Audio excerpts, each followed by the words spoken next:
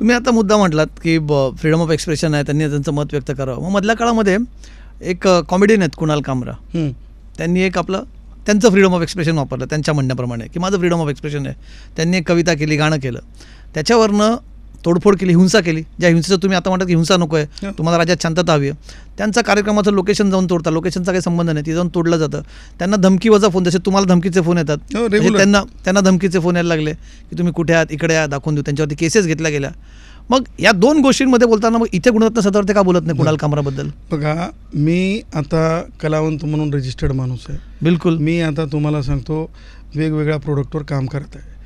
तुम्हाला सांगतो कुणाल कामरांनी आपल्या कलेचा जर उद्धव ठाकरे किंवा संजय राऊतसाठी वापर केला, आणि मला असं म्हणायचं आहे की त्यांनी कॉमेडी करण्याच्या ऐवजी त्यांनी जर म्हणजे इतरांचा उद्देश पूर्ण करण्यासाठी जर काम केलं असेल, त्यांचा वाहक किंवा त्यांचा वर्कर म्हणून, तर त्याची निंदा मी करतो. एक, आणि मी ती केलेली आहे. आता दोन, तुम्हाला सांगतो तिथल्या आपण आपल्या मुद्द्यावर येतो, हिंसेच्या बाबतीमध्ये.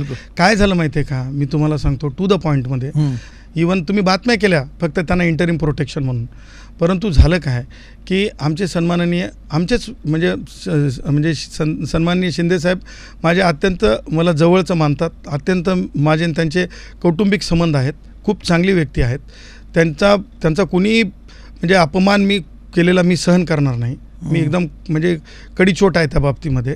आणि तुम्हाला सांगतो झालं काय, का मिळाले कुणाल कामराला, टू द पॉईंट सांगतो, म्हणजे प्रोटेक्शन. त्याचं कारण असं झालं की आमचे सेंटिमेंट्स आम्ही आमच्या मंत्री महोदयांनी, जसं उदय सामंतांनी आमच्या, जसं आमचे परिवहन मंत्री प्रताप सरनाईक साहेबांनी सेंटिमेंट्समधून त्यांनी सांगितलं की शिवसेना आपल्या स्टाईलनं वगैरे वगैरे, आणि काय नवीन मुलं आहेत त्यांनी, ते सगळ्या क्लिपिंग्स त्या जजमेंटमध्ये वापरण्यात आल्या.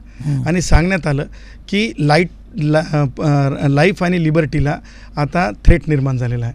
आणि त्याच्यामुळं कोर्टाने ऑब्झर्वेशन काय केलं माहिती आहे का, this is an exceptional circumstance where the petitioner and accused is having threat to his life.